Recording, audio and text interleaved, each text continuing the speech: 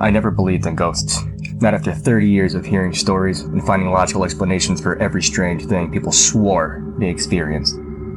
But 3 months ago, after my grandfather died, I inherited something that changed my mind forever. A radio. Not some expensive antique. Just an old wooden tabletop radio from the 1940s. And every night, at exactly 2:13 a.m., it turns itself on. See, at first I assumed faulty wiring. The thing hadn't worked in decades. My father always kept it in his bedroom, refusing to throw it away. One day he'd say, "You'll understand." I never asked what he meant.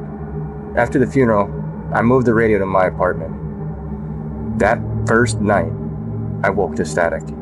Not loud, mind you, just enough to pull me from my sleep. The glowing clock read 2:13 a.m. The radio was on, so I unplugged it. And the very next night at 2:13 a.m., there's static again. Except this time, it was still unplugged. I wish I could tell you I threw it away. Instead, I got curious.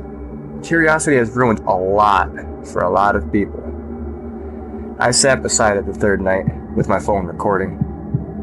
2:12 a.m. Nothing. 2:13 a.m. The dial began turning by itself. Static crackled. Then a voice emerged. It was weak.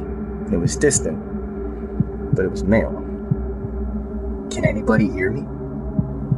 I froze. It suddenly sounded familiar. Too familiar. The voice continued. "Ricky, if you're listening, don't answer the door." My blood turned cold. Only my grandfather called me Ricky.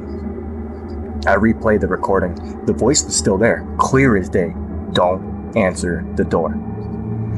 I laughed nervously. It had to be a coincidence, a prank, anything. Then someone knocked. 3 soft knocks.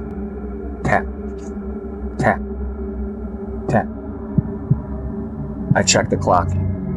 2:14 a.m. Nobody should have been visiting. So I looked through the people. There was no one. Just an empty hallway.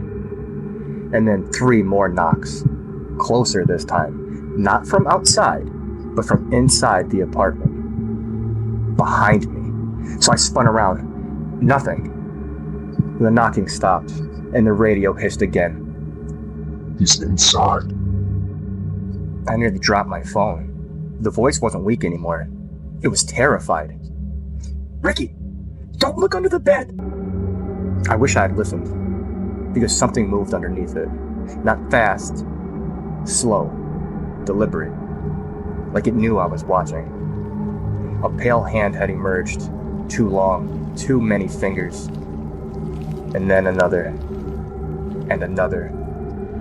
Whatever it was, it crawled out with joints bending the wrong way. Its face, God, its face. It looked almost human, except the smile. It stretched from ear to ear, and its eyes were empty, black holes. But what made me scream was its voice, because it spoke exactly like my grandfather. "Ricky, why didn't you answer the door?" I don't sleep anymore. Every night at 2:13 the radio comes alive. And every night, my grandfather's voice begs me to not let it find him. I asked what he meant once. There was a long silence. Then he whispered something I'll never forget. "Because I'm hiding with you." And just before the signal cut out, I heard another voice, standing somewhere behind him, laughing. Alright all, thanks for hanging out with me, the Stone Narrator.